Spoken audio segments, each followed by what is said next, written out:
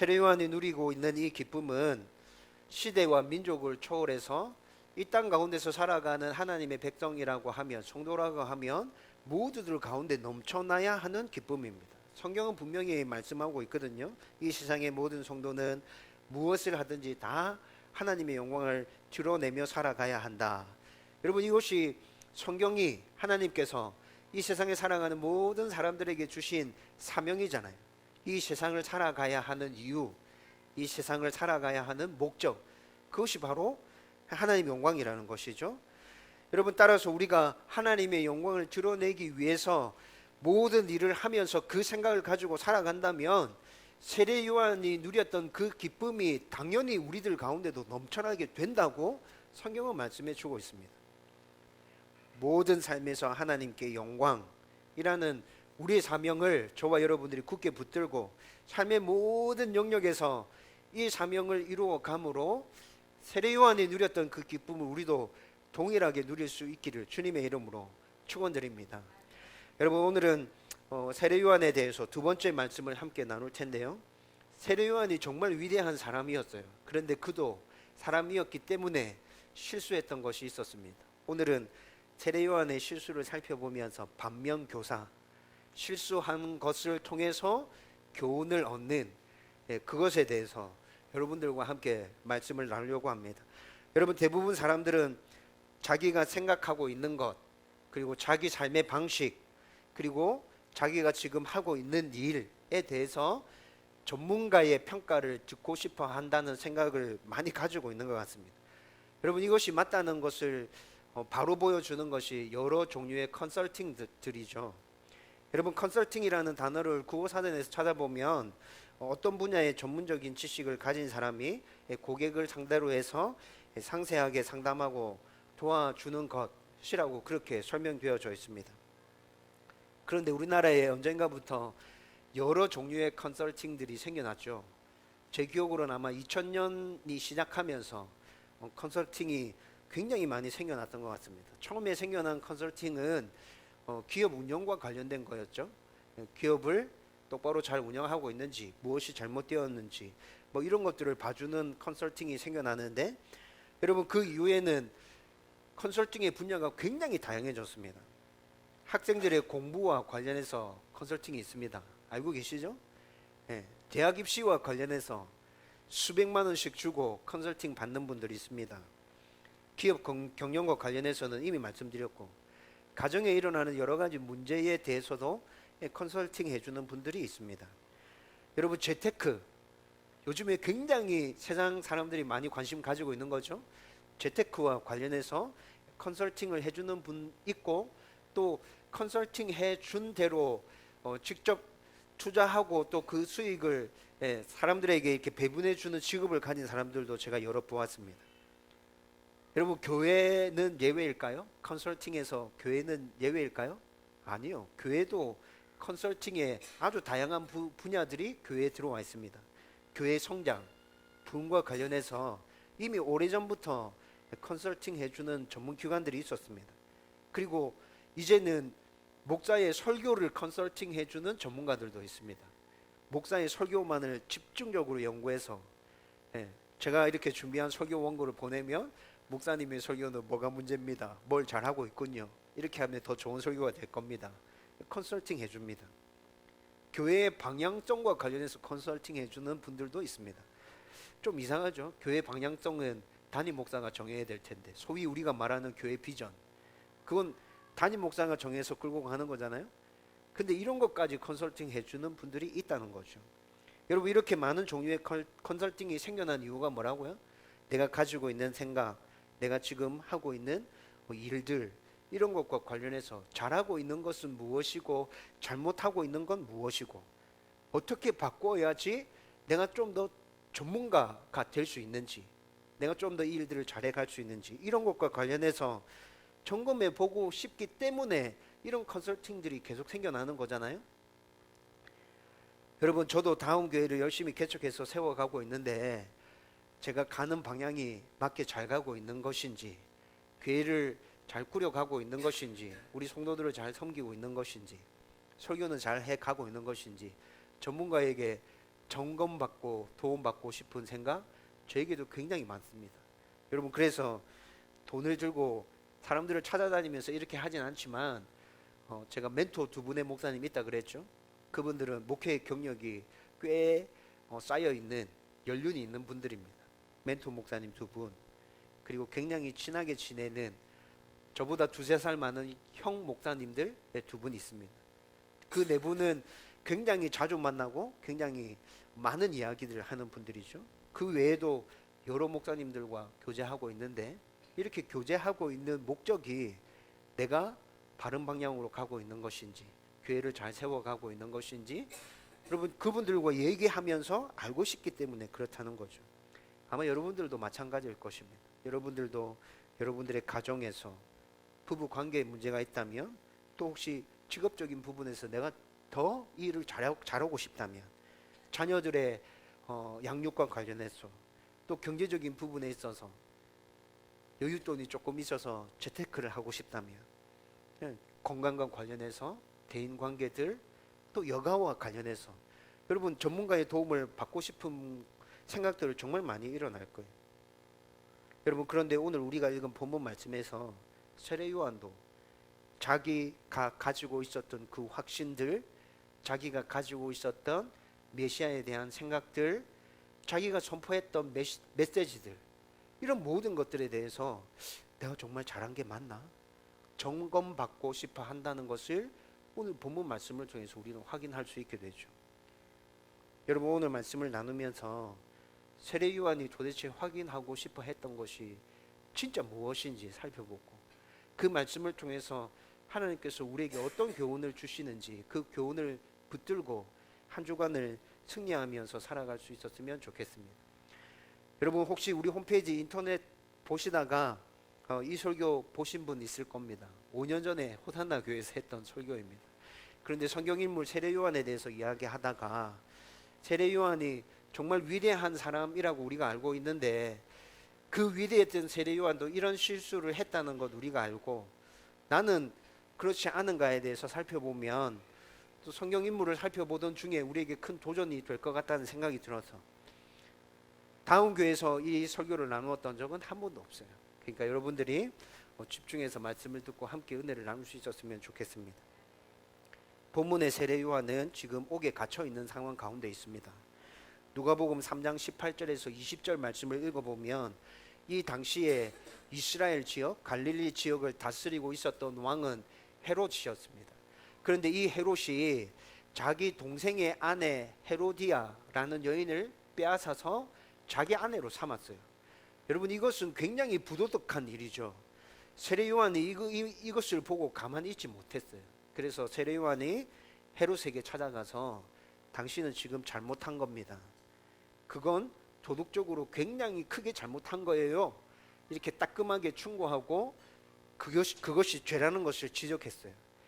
헤롯이 세례 요한으로부터 이 죄를 지적받고 난 다음에 굉장히 속에서 화가 치밀어 오르고 저놈을 죽여야겠다라는 생각으로 모든 일들을 하나하나 이렇게 움직여가는 것, 성경을 통해서 우리는 볼 수 있어요. 물론 헤롯 가운데 세례 요한이 아주 위대한 선지자였기 때문에 선뜻 죽이려고 하는 데 있어서 두려워하는 마음도 찾아볼 수 있지만, 헤롯이 지금 세례 요한을 죽이고 싶다는 마음이 그의 가운데 있었다고요. 그래서 지금 그를 잡아다가 옥에 가둬놓고 있는 것이죠. 그런데 여러분, 세례 요한이 실제적으로 잘못한 게 있습니까? 없습니까? 없어요. 법적으로 잘못한 게 없어요. 세례 요한은 그때 그 당시에 사람들이 인정했던 선지자로서 자기가 해야 될 일을 마땅하게 한 것이죠. 여러분, 그런데 세례 요한이 지금 헤롯에게 붙들려서 감옥에 갇혀 있는 이유를 굳이 설명하라면 괘씸죄에 걸린 것입니다. 내가 그래도 이 나라를 다스리고 있는 왕인데 네가 지금 살짝 나한테 와서 왕이여 그러면 안 됩니다 이렇게 얘기해 주면 몰라 사람들 다 있는 데서 나한테 면박 주고 네가 어디, 여러분 이렇게 괘씸죄에 걸린 거라고요. 그렇지만 지난주에 우리가 세례 요한에 대해서 말씀을 나눌 때 세례 요한의 영향력이 얼마나 엄청났는지에 대해서도 말씀을 나누었죠. 여러분, 헤롯도 그것을 잘 알고 있었습니다. 세례 요한은 이미 이스라엘 백성들로부터 선지자로 인정받고 있고 또 그를 따르는 엄청난 사람들이 있다는 걸 알고 있었기 때문에 감옥에 가두기는 했지만 선뜻 그를 어떻게 할 수가 없는 거예요. 그래서 지금 헤롯은 뭐 하고 있는 중이에요? 그를 죽일 수 있는 명분을 찾고 있는 겁니다. 정당한 명분. 이스라엘 백성들도 이 이유 때문에 세례 요한은 죽는다라고 얘기했을 때 다 받아들일 수 있는 그 명분을 지금 찾고 있다는 거죠. 그러면서 감옥에 가두어 두었는데 심하게 탄압하거나 그를 고문할 수는 없었어요. 이미 그의 영향력은 엄청났기 때문에. 사람들도 다 알았을 겁니다. 세례 요한이 괘씸죄에 걸려서 지금 감옥에 갇혀 있다라는 걸 알았을 거고, 권력의 생리를 알고 있는 사람들이라고 하면 헤롯의 입장에서는 뭐 저 정도 할 수 있지, 그렇게 이해하고 감옥에 갇혀 있는 세례 요한을 불쌍히 여기면서도 그냥 그 상황에 대해서 그냥 그대로 받아들이고 백성들은 그렇게 넘어가고 있었을 거예요. 근데 만약 헤롯이 그 세례 요한을 심하게 탄압하고 그를 고문하고 그를 못 살게 괴롭힌다면 이야기는 또 달라지게 되는 거죠. 그래서 헤롯은 세례 요한을 감옥에 가두기는 했지만 그를 자유롭게 조금의 자유를 누릴 수 있도록 허락해 준 것 같습니다. 여러분, 오늘 우리가 읽었던 본문 어떻게 시작합니까? 요한의 제자들이 이 모든 일을 그에게 알리니, 감옥에 갇혀 있는데 요한의 제자들이 와서 어떤 소식을 알려주고 있다고 얘기하고 있죠. 이런 모습들을 보면 세례 요한에게 조금의 자유를 허락해 주고 있었구나. 그래서 감옥에 갇혀 있기는 했지만 누구든지 면회 오면 만날 수 있었고, 그리고 세례 요한이 바깥에 어떤 소식을 전하고 싶을 때 그 소식이 면회 온 자들을 통해서 바깥으로 전달되어졌고, 이 추측할 수 있게 되는 거죠. 그렇죠? 여러분, 그래서 지금 세례 요한은 그에게 찾아온 제자들에게 무엇인가를 지시했고, 이 제자들은 세례 요한이 지시했던 것을 다 수행하고 세례 요한에게 돌아와서 그 소식들을 알려주고 있는 모습이 오늘 우리가 읽었던 본문의 말씀입니다. 그런데 여러분, 이 말씀을 읽는 중에 여러분 뭔가 이상하다는 생각을 못했습니까? 여러분, 세례 요한이 지금 제자들을 통해서 정보를 수집하고 있는 게 뭡니까? 예수님이 뭐 하고 있대? 예수님이 뭐 하고 있대? 예수님 누구를 만났니? 어디를 갔니? 예수님이 무엇을 가르쳤니? 사람들은 어떻게 반응했니? 여러분, 이런 것과 관련해서 지금 세례 요한의 제자들을 보내서 계속 알아오게 만들고 있다고요. 여러분, 그런데 이게 왜 이상합니까? 세례 요한 지금 옥에 갇혀 있다 그랬죠?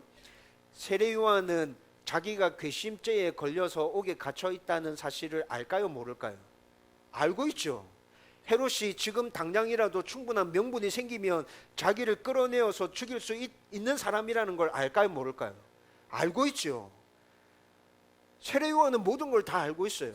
자기가 왜 지금 감옥에 갇혀 있는지, 헤롯이 지금 충분한 명분이 생기면 나한테 어떻게 할 건지, 여러분, 이걸 다 알고 있는 상황에서 가지는 궁금증, 그 궁금증, 어떤 것이 정상적이라고 생각됩니까? 여러분, 저 같으면 이 억울한 상황을 사람들이 어떻게 알릴 수 있을까? 내가 어떻게 하면 지금 이 위기로부터 벗어날 수 있지? 사람들에게 이 소식을 어떻게 알려야 되지? 누가 나를 도와줄 수 있지? 지금 헤롯이 하고 있는 일은 분명히 잘못된 건데 난 잘못한 게 없는데, 여러분, 그런 거 생각해야 정상적이지 않나요? 여러분, 이 상황을 그냥 있는 그대로 다 받아들였어요. 헤롯은 최고의 권력자고 저 사람이 마음 먹으면 없는 죄도 뒤집어 써서 씌워서 다 죽일 수 있어. 내가 지금 어떻게 발부둥 쳐봐야 아무것도 난 할 수 있는 게 없어. 이렇게 모든 상황을 그냥 그대로 있는 그대로 다 받아들였다면 어떤 생각을 할 수 있겠습니까? 내가 지금까지 잘 살아왔나? 예수님의 길을 예배한다고 1년 동안 그렇게 뛰어다니면서 그렇게 살았는데 내가 진짜 똑바로 잘한 거 맞나? 아직까지 나를 따르는 사람들이 굉장히 많고 아직까지 나를 믿고 신뢰하고 있는 제자들이 있는데 내가 죽을 때 그들에게 마지막으로 무슨 얘기를 해줘야 될까? 여러분, 이런 것에 대해서 고민하지 않을까요? 여러분, 제가 세례 요한이었다면, 저는 감옥에 갇혀 있는 상황이라면, 그 상황을 있는 그대로 그냥 다 받아들이고 수용한 상황이라면 이런 고민을 했을 것 같아요. 그런데 여러분, 지금 세례 요한의 고민은 뭐라고요? 예수님 뭐 하시대?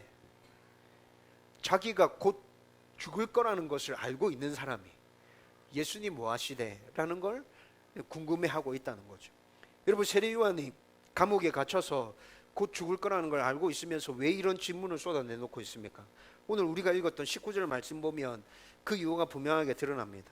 19절 말씀 보면 세례 요한이 제자들을 통해서 예수님에 대해서 궁금한 것 물어서 알아오라고 보내고 있는데, 그 질문의 핵심은 이것입니다. 오실 그분이 당신이 맞습니까? 아니면 내가 다른 분을 기다려야 합니까? 여러분, 다시 더 쉽게 얘기하면 이 질문은 핵심이 뭐죠? 당신이 메시아가 맞습니까? 여러분, 이거 질문하는 거예요. 당신이 메시아가 맞습니까? 여러분, 죽음을 눈앞에 둔 상황에서 지금까지 예수님을 메시아로 믿고 메시아로 사람들에게 선포했는데 세례 요한이 왜 이런 질문을 하고 있죠? 이게 또 굉장히 이상하죠. 야, 이 사람 진짜 약간 정신이 이렇게 됐나?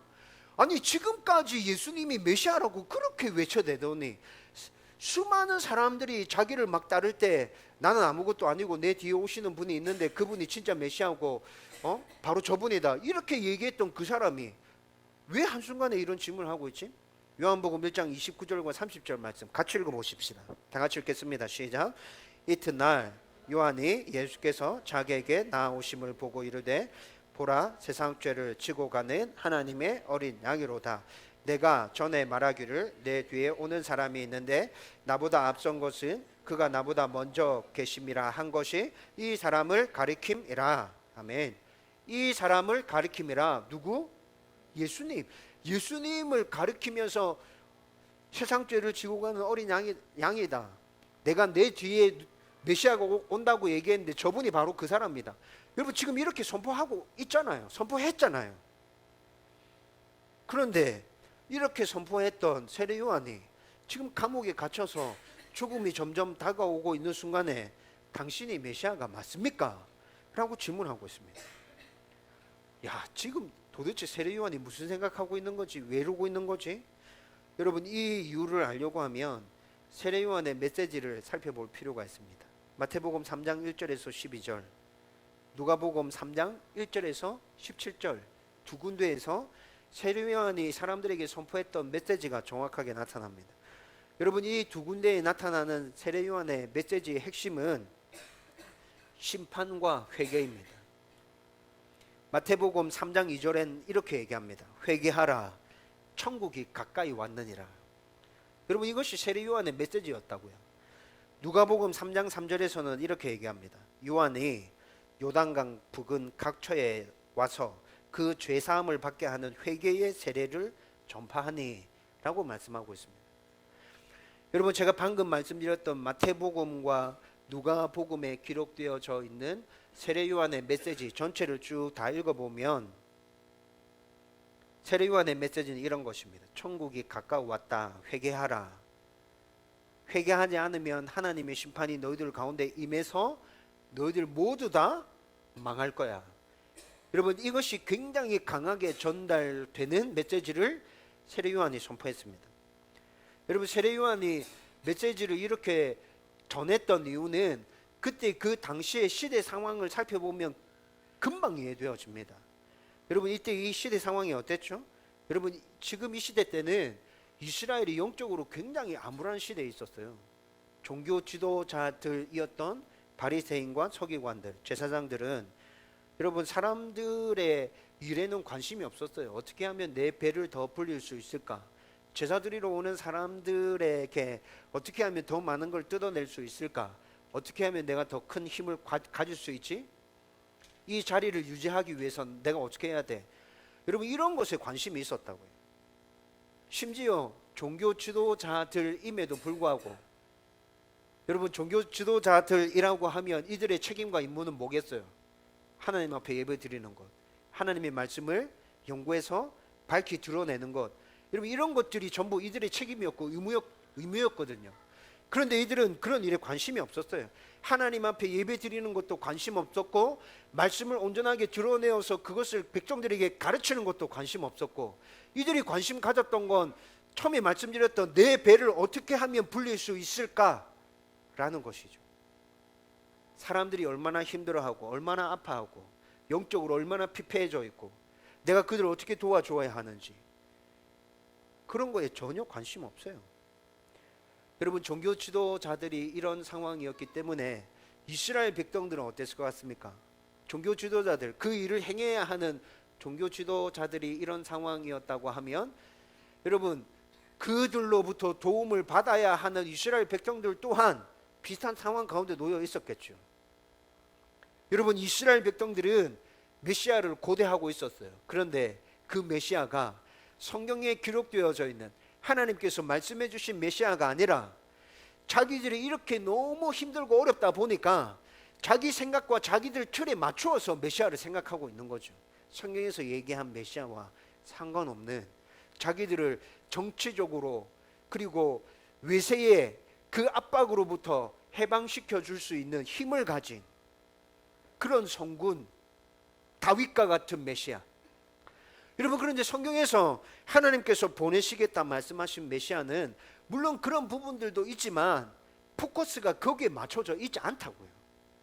성경에서 말씀하는 메시아의 포커스는 우리를 영원한 죄로부터 건져내어서 하나님의 자녀가 되도록 그 일들을 다 감당해 주실 메시아에 대해서 얘기하고 있는데, 이스라엘 백성들이 기다리고 있는 메시아는 자기들을 압박과 고통과 근심과 여러 가지 걱정에서부터 건져낼 힘을 가진 메시아만을 원하고 있었다는 것이죠. 여러분, 이때 이 당시의 상황이 이랬어요. 여러분, 세례 요한은 지난주의 말씀을 통해서 살펴본 바로는 영적으로 굉장히 깨어있는 사람이잖아요. 그렇죠?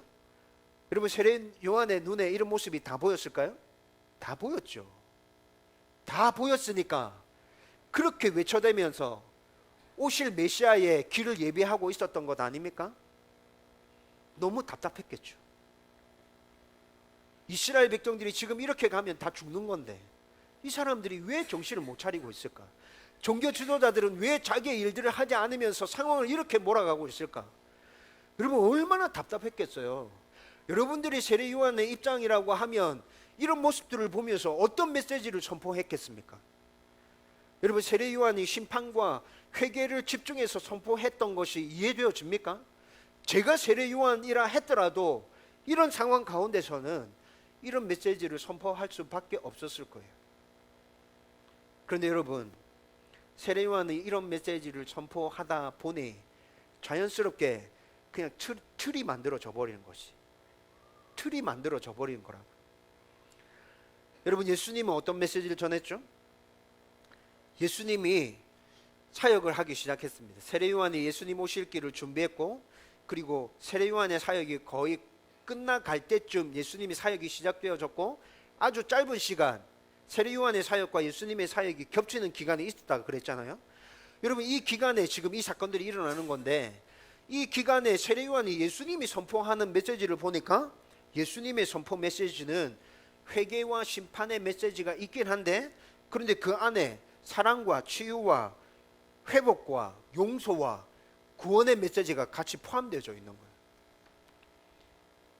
분명히 예수님도 세례 요한과 같이 심판과 회개를 외쳤습니다. 회개하지 않으면 죽는다, 멸망당한다. 예수님 그 말 하셨죠. 그런데 그 메시지는 하나님의 용서와 구원의 은혜를 밑바탕에 깔고 선포되어지는 메시지였습니다. 예수님의 가르침을 듣는 대부분의 사람들은 예수님이 심판에 대해서, 회개에 대해서 외치실 때 그 외침의 밑바탕에는 사랑과 용서와 구원이 깔려 있다는 것을 듣는 사람들이 알았다고요. 듣는 사람들이. 세례 요한도 알았어요. 세례 요한도. 그렇지, 예수님이 지금 심판에 대해서, 회개에 대해서 외치고 계시구나. 내가 지금까지 외쳤던 그 메시지를 예수님께서 똑같이 말씀하고 계셔. 여러분, 이것들을 보면서 굉장히 기뻤겠죠? 근데 세례 요한이 예수님의 메시지를 들으면서 계속 느껴지는 건 뭐예요? 근데 좀 이상하다. 예수님의 심판과 회개의 메시지 안에는 나와는 다른 뭔가가 들어있어. 사랑이 들어있네? 용서가 들어있네? 구원이 들어있네? 은혜도 들어있는 것 같아. 나는 그런 거에 대해서 얘기 안 했는데. 여러분, 세례 요한이 이런 것들을 느끼면서 예수님이 선포했던 메시지랑 내가 선포한 메시지는 근본적으로 뭔가 다르구나. 들어보면 똑같은 메시지를 하고 있는 것 같은데 아니야, 근본적으로 뭔가 달라. 여러분, 이게 느껴졌던 거죠. 그러면서 생겨나는 의문이 뭐예요? 저분이 메시아가 맞나? 여러분, 저분이 메시아가 맞나? 라는 생각을 하기 전에 세례 요한이 처음 했던 생각은 뭘까요? 내가 전했던 메시지가 똑바로 전한 메시지가 맞나? 여러분, 처음에 이 생각부터 하지 않았을까요? 그러다가 이 생각이 반복되어지면서 어디까지 발전해요? 저분이 메시아가 맞나? 여러분, 이 의문이 생겨나고 있는 것이죠. 여러분, 세례 요한이 죽음을 눈앞에 둔 상황에서 왜 이런 질문을 던지고 있는지 이해되어지죠. 예수님께서는 세례 요한이 지금 어떤 부분에서 갈등하고 있는지 알고 계셨습니다. 세례 요한의 제자들이 예수님께 찾아왔습니다. 그리고 세례 요한이 물어보라고 한 그 질문을 세례 요한의 제자들이 예수님께 질문했습니다. 오실 그이가 당신이 맞습니까? 우리가 다른 일을 기다려야 합니까? 예수님은 세례 요한이 겪고 있는 갈등을 아셨다 그랬죠. 예수님은 이 질문에 대한 답으로 직접 눈으로 보여주십니다. 여러분, 사람들에게 굉장히 궁금증이 있는데 그 궁금증에 대해서 말로 답하면 여러분, 그것을 믿고 싶지 않는 사람들은 또 다른 이유를 대서 그거 아니야 이렇게 얘기하는 거 보셨나요? 그런 경우 되게 많이 보지 않습니까? 여러분, 우리나라 지금 정치권에서 일어나고 있는 일들이 이런 일이죠. 예. 사실을 들이대더라도 반대쪽에 있는 사람들은 항상 그것이 아니라고 계속 얘기합니다. 예. 보수 쪽에서 사실을 얘기해도 아니라 얘기하고, 진보 쪽에서 사실을 얘기해도 아니라 얘기하고 있죠. 여러분, 그래서 예수님께서 세례 요한이 겪고 있는 이 갈등에 대해서 답을 주시는데 말로 하는 게 아니라 어떻게 한다고요? 눈으로 보여주고 계세요. 예수님께서 세례 요한이 제자들이 자기에게 찾아오셨을 때 하고 계셨던 일은 병자들을 치유하는 일이었습니다. 죽은 사람을 살리고 뭐 맹인들을 보게 하고 이런 일들을 하고 계셨거든요. 누가복음 7장 22절 여러분 같이 한번 읽어보겠습니다. 다 같이 읽읍시다. 시작.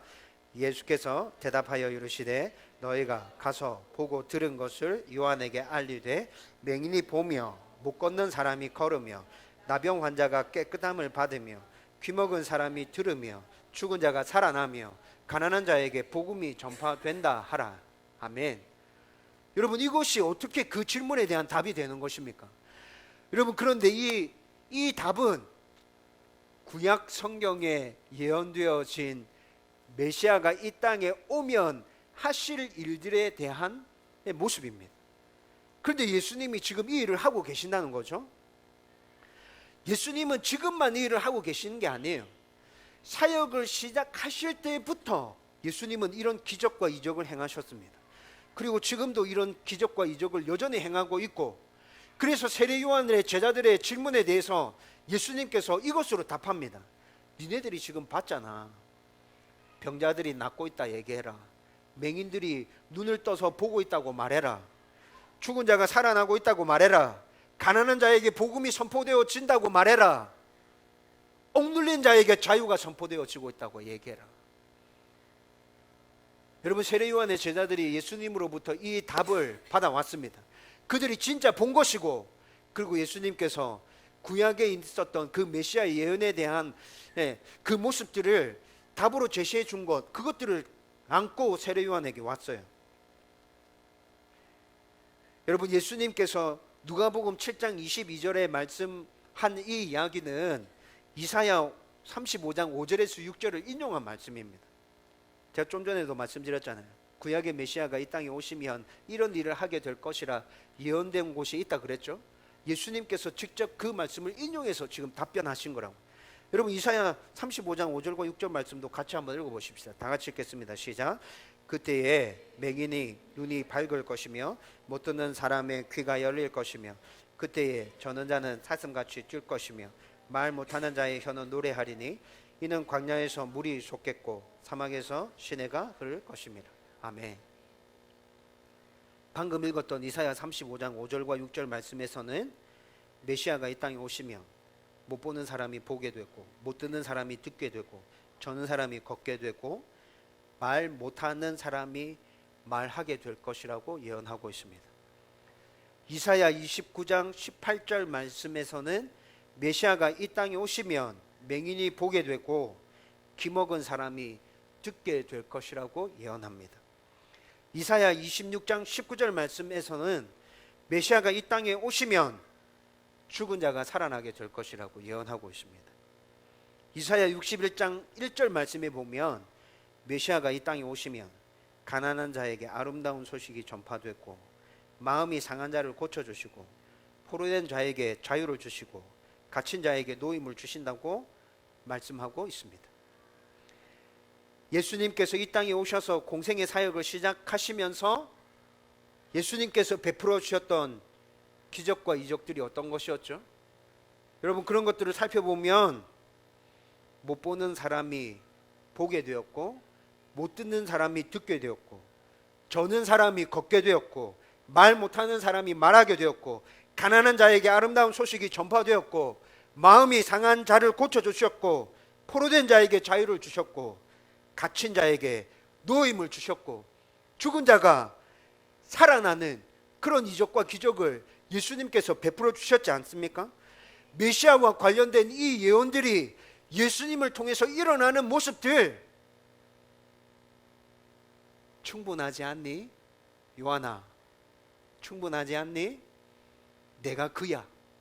예수님께서 이렇게 답하고 계시는 것이라. 여러분, 세례 요한이 이 답을 들었을 때 자기의 질문에 대한 충분한 답이 되었을까요? 충분하게 답이 되었죠. 예수님께서 지금까지 하셨던 그 모든 사역에 대해서 세례 요한이 다시 하나하나 기억을 떠올리면서 그분이 메시아가 맞구나, 진짜 메시아구나, 확신을 가지게 된 거죠. 세례 요한의 의문은 이렇게 해결되어졌습니다. 그런데 오늘 우리가 읽었던 말씀이 이렇게 해서 결론지어졌나요? 아니요. 여러분, 우리가 살펴보려고 하는 진짜는 이제부터입니다. 하나님께서 세례 요한의 답에 이렇게 답하시고 난 다음에 23절 말씀 뭐라 말씀하시죠? 같이 읽겠습니다. 다 같이 읽읍시다. 시작. 누구든지 나로 말미암아 실족하지 아니하는 자는 복이 있도다 하시니라. 아멘. 여러분, 이게 무슨 말이죠? 세례 요한은 메시아, 이 땅에 오실 메시아에 대해서 생각할 때 심판에 대해서 비중을 두고 생각하고 있었습니다. 이 땅에 오시는 메시아는 심판하시는 분, 잘못된 것을 모두 다 바로 잡으시는 분. 여러분, 그래서 심판과 회개의 메시지를 강하게 선포했던 것이죠. 여러분, 그렇지만 사랑과 치유와 회복과 구원과 용서의 메시지를 선포하시는 참 메시아이신 예수님을 보면서 자기가 가지고 있는 생각과 뭔가 다르잖아요. 포커스가 뭔가 안 맞아지잖아요. 그렇죠? 그래서 지금 자기와 다름으로 인해서 저분이 메시아가 맞는가라는 의문을 품기 시작했다는 것이죠. 나랑 다르네. 저분 진짜 메시아 맞아? 세례 요한은 메시아의 사역과 참 메시아이신 예수님을 자신의 좁은 생각의 틀 안에 집어넣고 예수님을 바라보고 있는 거죠. 여러분, 자신의 틀 안에 예수님을 집어넣고 예수님에 대해서 모든 걸 아는 것처럼 그렇게 예수님을 바라보고 있다고요. 이것 때문에 세례 요한은 실족하게 된 것입니다. 예수님은 자기에 대해서, 메시아에 대해서 사람들이 나름대로 가지고 있는 그 편견과 그 생각으로 인해서 실족하지 않기를 바라고 계십니다. 그래서 23절의 말씀을 하시는 거라고요. 우리도 예수님에 대한 우리 나름대로의 생각을 하고 있죠. 여러분, 예수님에 대해서 어떻게 생각하세요? 오늘 설교 제목 뭐죠? 여러분의 예수님은 어떤 분이십니까? 여러분, 잘 살펴보면 내가 생각하는 예수님이 있어요. 그러나 예수님에 대한 우리의 생각들이 세례 요한과 같이 한쪽으로 치우쳐 있을 때가 정말 많다는 것입니다. 여러분, 이거 정말 조심해야 되는 것이죠. 우리의 좁은 생각과 편견으로 메시아이신 예수님을 그 속에 가두어 버리는 경우가 진짜 많다는 것입니다. 그래서 내가 생각하고 내가 만들어 놓은 그 틀 속에서 예수님이 나를 찾아오시면 예수님은 진짜 좋으신 분이고 하나님은 나의 좋으신 아버지가 맞습니다. 그런데 내가 정해놓은 그 틀과 벗어나게 예수님이 나를 찾아오시면 어떻게 되죠? 하나님 계신 거 맞나 진짜? 예수님 계신 거 맞아? 하나님 내 좋으신 아버지 맞아? 여러분 우리는 이렇게 생각하잖아요. 여러분 더 문제는 뭔지 아세요? 한쪽으로 치우친 게 아니라 성경에서 말하고 있지 않은 예수님과 하나님에 대해서 내가 만들어내어서 그 하나님을 믿고 있는 성도들도 얼마나 많은지 아십니까? 내 생각과 내 바람대로 하나님을 만듭니다. 그리고 그 하나님을 섬기고 그 하나님을 예배한다고 말합니다. 내가 생각하고 있는 것 안에서, 내가 계획하고 있는 것 안에서, 나의 그림과 나의 틀 안에서 예수님이 찾아와 주시기를, 하나님이 찾아와 주시기를 바라고 있는 것이죠. 그런데 그 틀에서 벗어나면 어떻게 돼요? 좀 전에 말씀드렸잖아요. 하나님 안 계시는 거라고요. 예수님 안 계시는 거라고요. 나와 상관없는 분이 돼버린다고요. 나에겐 필요 없는 분이죠. 여러분, 우리가 믿고 있는 하나님, 예수님을 우리의 생각과 틀 안에 집어넣을 수 있습니까? 여러분들이 대답해 보십시오. 우리의 하나님, 우리의 예수님, 내 생각과 내 틀 안에 집어넣을 수 있습니까? 아니요. 절대로 못 집어넣습니다. 하나님은, 예수님은 전지전능하신 분이고 위대하신 분입니다. 이 세상 만물의 창조주이십니다. 우리의 주인이십니다. 우리는 절대로 하나님을, 예수님을 다 이해할 수 없습니다. 여러분들에게 이 설명을 드렸던 기억이 납니다. 여러분, 제가 하나님은 얼마나 위대하시고 광대할까, 내가 하나님에 대해서 얼마나 알고 있을까 라는 고민을 가지고 대학생 때 아주 심각하게 고민했던 적이 있었습니다. 몇 날 며칠 동안 이 고민을 하다가 해운대 백사장에 앉아서 이 고민을 계속 이어갔죠. 도대체 내가 알고 있는 하나님은 얼만큼 될까?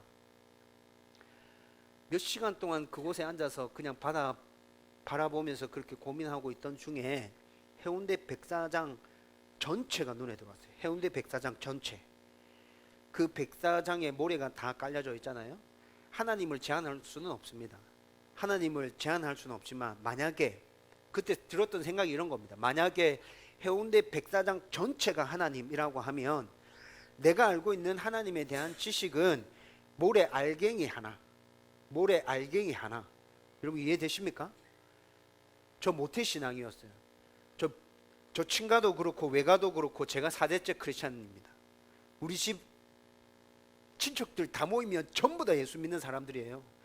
여러분 어릴 때부터 예수님에 대해서, 하나님에 대해서 얼마나 많이 들었겠어요. 예?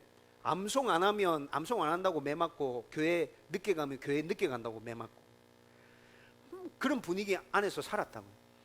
근데 생각을 해보니까 내가 알고 있는 하나님의 지식은 모래 알갱이 하나였더라고요. 모래 알갱이 하나. 여러분 제가 그곳에서 깨달은 건 하나님은 절대로 내 생각 안에 가둘 수 없어. 하나님을 제한할 수 없어. 하나님은 정말 위대하고 광대하신 분이에요. 하나님 정말 위대하고 광대하신 분이에요. 여러분 이것이 그때 깨달아졌습니다. 그리고 난 다음에 제 기도가 완전 달라졌어요. 여러분 지금도 그때 이후로 계속 이렇게 기도하는 방식이 이어지고 있어요. 뭔가를 분명하게 하나님 이렇게 해주세요, 이렇게 해주세요, 이렇게 해주세요 라는 기도는 잘 하지 않게 되더라고요. 하나님의 뜻이 아닐 수도 있어. 나는 이렇게 되는 걸 원하고 있지만 그것이 하나님 뜻이 아닐 수가 있어. 그래서 어떻게 기도하냐면, 하나님 제가 원하는 건 이런 겁니다. 그런데 하나님 뜻대로 해주세요. 누가 기도하신 거죠? 이 기도? 예수님이 하신 기도잖아.